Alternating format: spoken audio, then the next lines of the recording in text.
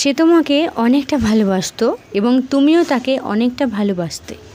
একটা সময় তোমরা দুজনেই দুজনের অনেকটা কাছে ছিলে, কিন্তু এখন সে তোমাকে সম্পূর্ণভাবে ইগনোর করে, তোমাকে গুরুত্ব দেয় না। তুমি কি চাও সে পুনরায় আবারও তোমাকে ভালোবাসুক, তোমার কাছে ফিরে আসুক? যদি চাও তাহলে আজকে আমার এই 3টি কথা তোমাকে মন প্রাণ দিয়ে শুনতে হবে এবং এই 3টি কাজ তোমাকে ভালোভাবে করতে হবে।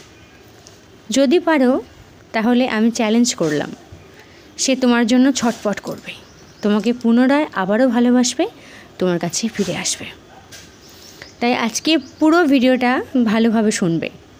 কি কি পয়েন্টসগুলো বলছি আমি।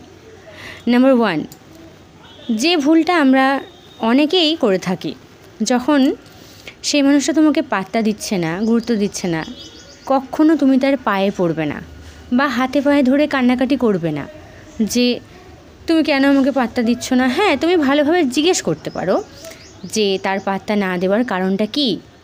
হতে পারে অন্য কোনো কাজের কারণে তোমাকে হয়তো ইগনোর করছে, তাহলে আলাদা কথা। আর যদি সেটা না হয় তাহলে বলে রাখি, হাতে পায়ে ধরে কখনো কান্নাকাটি করবে না, এটা সবচেয়ে বড় ভুল। তুমি যদি এমনটাই করো তাহলে সেই মানুষটা কিন্তু তোমার থেকে আরও অনেকটা দূরে সরিয়ে যাবে।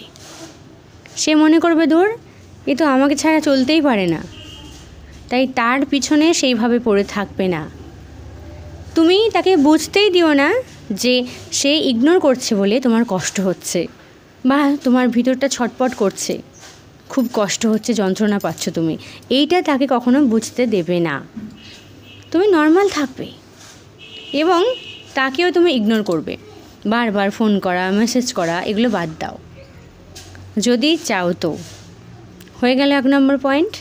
এবার নাম্বার 2, দেখো, তুমি যে তাকে একটা সময় অনেকটা গুরুত্ব দিতে, তাকে অনেকটা ভালোবাসতে, তো তাকে ভালোবাসতে বলে তুমি পরিবারকে সেইভাবে গুরুত্ব দিতে না, বা তোমার কাজের প্রতি যে ভালোবাসা তোমার কিন্তু অনেকটা কমে গেছিল।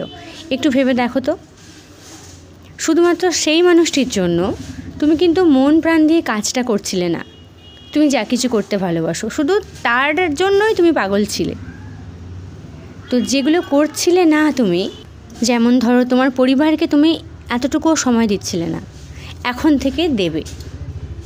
পরিবারের সাথে ভালোভাবে মেলামেশা করো। তোমাকে ভালো থাকতে হবে, লোক দেখানো ভালো থাকা নয়। মন থেকে, ভিতর থেকে তোমাকে ভালো থাকতে হবে এবং স্ট্রং হতে হবে। আর যে কাজটা তুমি ভালোবাসো সেই কাজটা মন প্রাণ দিয়ে করতে শুরু করে দাও। দেখো বন্ধু, আজকালকার দিনে মানুষ না এমনি এমনি পাত্তা দেবে না তোমাকে। তুমি যত নিজেকে ইমপ্রুভ করবে, ডেভেলপ করবে, তত কিন্তু মানুষ তোমাকে পুঁছবে, পাত্তা দেবে। তাই আজ থেকেই মনকে স্থির করো যে এই কাজটা আমি করব, আমি এগিয়ে যাব মন প্রাণ দিয়ে এবং আমি ভালো থাকবো ভিতর থেকে। নিজেকে এইভাবে বোঝাও। হয়ে গেল 2 নম্বর পয়েন্ট। ভালো থাকতে হবে কিন্তু। নাম্বার 3, এখন হচ্ছে সোশ্যাল মিডিয়ার যুগ। প্রত্যেকেই সোশ্যাল মিডিয়াতে আছে, অ্যাক্টিভ থাকে। তো তোমাকেও অ্যাক্টিভ থাকতে হবে এবং পোস্ট করতে হবে। তুমি যে ফ্যামিলির সাথে আছো, ভালো ভালো যে কাজকর্মগুলো করছো বা তুমি নিজেকে যেভাবে ডেভেলপ করছো সেগুলো পোস্ট করো। সে কিন্তু তোমাকে ফলো রাখবে, আমি বলছি। তুমি যদি তাকে ব্লক করে দাও, সে অন্য আইডি থেকে কিন্তু তোমাকে ফলো করবে।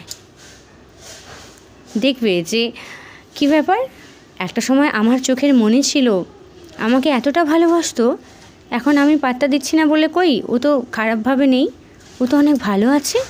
কি করে আছে, এত ভালো থাকছে কি করে? সে কিন্তু ভিতর থেকে তড়পাবে তোমার জন্য।